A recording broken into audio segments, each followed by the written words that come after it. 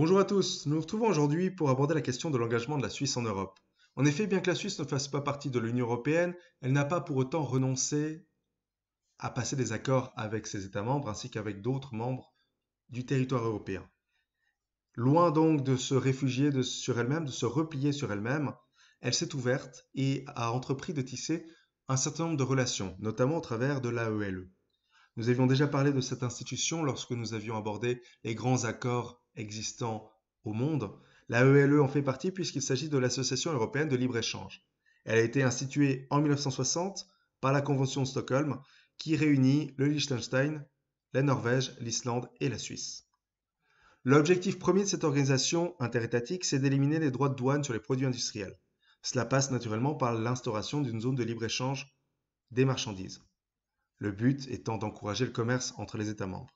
Mais ça touche également d'autres domaines, à travers la libéralisation notamment des services et de la propriété intellectuelle. À partir des années 90, les États de la ELE vont utiliser cette institution un peu comme une plateforme de négociation pour des accords de libre-échange avec des États tiers en dehors de l'Union européenne, à l'image de la Turquie, du Mexique, de Singapour, du Chili ou de la Corée du Sud. Ainsi, aujourd'hui, plus d'une vingtaine d'accords sont en vigueur et d'autres sont également en cours de négociation. Le président de la ELE depuis 2018 et pour 6 ans est le Suisse Henri Getta. Ainsi, un tournus est opéré entre les différents pays de manière à assurer une égale représentativité. La ELE n'est cependant qu'un groupe parmi tant d'autres. Rappelez-vous-en, nous en avions déjà parlé. L'Union européenne, l'espace économique européen, l'espace Schengen, le Conseil de l'Europe, l'Union économique eurasiatique, le GUAM. Une diversité relativement importante, mais malgré cela, la Suisse, faisant partie de l'une ou l'autre de ces associations, et principalement de la ELE, peut se positionner et signer un certain nombre d'accords, ce qui lui permet d'avoir une place économique, politique, diplomatique plutôt intéressante. Et ainsi, à travers l'AELE, la Suisse a établi plusieurs accords de libre-échange et plusieurs négociations avec l'Algérie, les anciennes républiques soviétiques, Russie, Biélorussie, Arménie, Kazakhstan et Kyrgyzstan, le Honduras, l'Inde, la Malaisie, le Mercosur, Argentine, Brésil, Paraguay, Uruguay, la Thaïlande et le Vietnam. À cela s'ajoutent des déclarations de coopération avec la Birmanie, le Kosovo, l'île Maurice, la Moldavie, la Mongolie, le Nigeria et le Pakistan. Enfin, à titre individuel, plus personnel, la Suisse a également signé des accords avec la Chine, les îles Féroé et le Japon, ce qui lui permet véritablement de se positionner sur l'échelle européenne. Si bien qu'elle soit isolée au cœur de l'Europe, ne faisant pas partie de l'Union européenne ni de l'espace économique européen, ça ne l'a pas empêché de tisser des relations très étroites avec ses voisins, membres de l'Union européenne ou non, et à l'échelle du globe avec l'Amérique, l'Afrique ou l'Asie. Tout ça lui assure, encore une fois, une certaine stabilité et des voies commerciales finalement extrêmement intéressantes. Au-delà de la ELE, la Suisse fait cependant également partie d'autres associations, à l'image du Conseil de l'Europe. Le Conseil de l'Europe, c'est 47 pays, soit tous les pays d'Europe à l'exception de la Biélorussie, encore candidate, et quelques observateurs, États-Unis, Canada, Japon, Mexique et Vatican. La Suisse est le 17e État à être entré dans le Conseil de l'Europe en 1963. Sa création cependant est plus ancienne puisqu'elle date de 1949 et a été faite sous l'impulsion de différentes figures dont vous avez ici le portrait et que vous reconnaissez certainement, à savoir Churchill, Adenauer, Schuman, Spaak, De Gasperi et Bevin, considérés, nous l'avions déjà vu pour certains, comme les pères fondateurs de l'Europe. De quoi s'agit-il concrètement? Le principe du Conseil de l'Europe est relativement simple, il s'agit de lutter pour l'abolition de la peine de mort, pour le renforcement des droits de l'homme, mais également de lutter contre les discriminations et le racisme, pour la défense de la liberté d'expression, pour l'égalité homme-femme, pour la protection des droits des enfants, ainsi que pour une certaine diversité culturelle et pour la démocratie. Un ensemble de valeurs donc proches de celles que défend la Suisse et proches justement de ce qui lui tient à cœur à travers sa dimension humanitaire en tant que terre d'accueil et en tant que pays neutre. À cela s'ajoute également un engagement au sein de l'OSCE.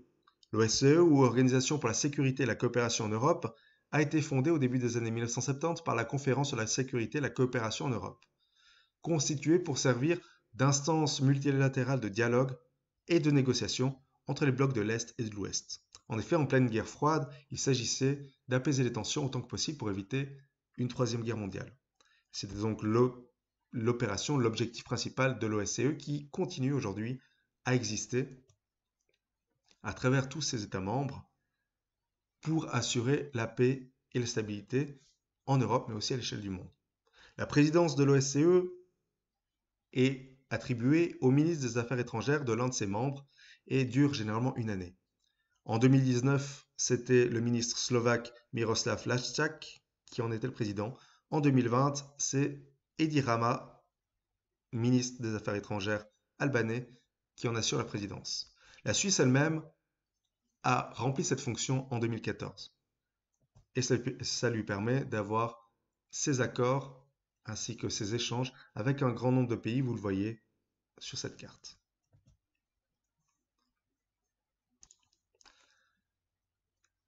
À ces trois premières institutions s'ajoute la NLFA.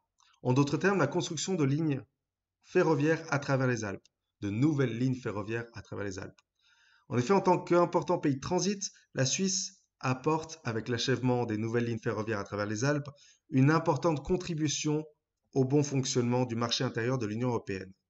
Ces nouvelles infrastructures ferroviaires garantissent un transport efficace et écologique des personnes et des marchandises entre le nord et le sud de l'Europe, comme vous le voyez sur cette carte, à travers le tunnel de base du Lötschberg par exemple, mais aussi celui du Gothard.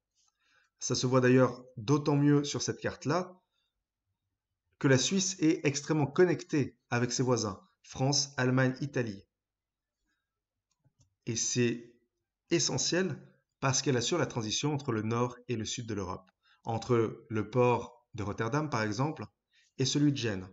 Ainsi, les marchandises circulent très facilement et il serait délicat de contourner la Suisse puisqu'en termes de temps, on aurait forcément beaucoup à perdre. La Suisse se positionne donc sur ce marché, sur cette organisation spatiale de manière évidente pour permettre le bon fonctionnement de l'Union européenne et de l'ensemble de l'Europe. Par ailleurs, la Suisse s'investit également dans un certain nombre de missions de paix. En effet, dans le cadre de l'ONU, de l'UE et de l'OSCE, la Suisse œuvre à la promotion de la paix dans les Balkans, par exemple, sur le plan tant militaire que civil. On a ainsi des officiers d'état-major dans les missions suivantes. ONUST, c'est-à-dire pour le Proche-Orient, MONUSCO, République démocratique du Congo, UNMISS, Sud-Soudan, MINUSMA, Mali, UNMOGIP, Cachemire, MINURSO, Sahara occidental. Et depuis 1999, avec la Swisscoi, la Suisse participe à la mission de maintien de la paix au Kosovo, notamment dans le domaine du déminage, mais aussi dans le domaine humanitaire, avec, encore une fois, de nombreux investissements en tant que conseiller, en tant que spécialiste logistique, en tant que technicien ou à titre de spécialiste. Vous avez ainsi un investissement majeur dans ce genre de domaine. Enfin, la Suisse participe également, à travers sa contribution en faveur de certains États membres, au développement de la vie économique et à la réduction des disparités économiques et sociales en Europe, à travers différents projets qui entendent, par exemple, renforcer la stabilité des investissements économiques, mais aussi la mise en évidence des points forts de chaque État à travers la formation et la migration en Suisse. Et depuis 1990, la Suisse soutient avec des moyens substantiels, c'est 5,6 milliards de francs au total, le processus de transition, c'est-à-dire la réforme dans les anciens États communistes d'Europe centrale et orientale. Vous le voyez ici, cette contribution à l'élargissement est d'ailleurs extrêmement marquée puisqu'elle se renouvelle chaque année à travers une période d'engagement, une période de mise en œuvre qui lui permet justement de contribuer en faveur de ses États membres en renforçant la stabilité et le développement de ces États. Ainsi, la Suisse apparaît comme une figure importante finalement du paysage européen, œuvrant dans différents domaines, allant de la protection de l'environnement à la sécurité sociale ou publique en passant par la croissance économique, le renforcement de la société civile ou la préparation de projets d'assistance technique. Petit pays, isolé au milieu de l'Europe et pourtant clairement investi dans le fonctionnement de l'Union européenne, de l'Europe à plus large échelle et du monde entier à travers les différents accords, principalement économiques bien évidemment, mais également humanitaires et sociaux qui ont été passés en Amérique latine, en Asie et en Afrique. Un engagement constant et sans cesse renouvelé pour assurer à la Suisse cette place qui est la sienne, qu'elle revendique d'un point de vue humanitaire, mais aussi comme place économique forte qui a besoin, pour se développer et pour se maintenir, d'avoir des relations et un réseau extrêmement développé. Voilà ce que nous pouvions dire donc de cet engagement constant. La prochaine fois, nous entrerons un peu plus spécifiquement sur les relations que la Suisse a avec un autre pays, désormais un peu plus isolé qu'autrefois, à savoir le Royaume-Uni, notamment à travers la question du Brexit. D'ici là, comme toujours, je reste à disposition pour vos questions et je vous souhaite une excellente semaine.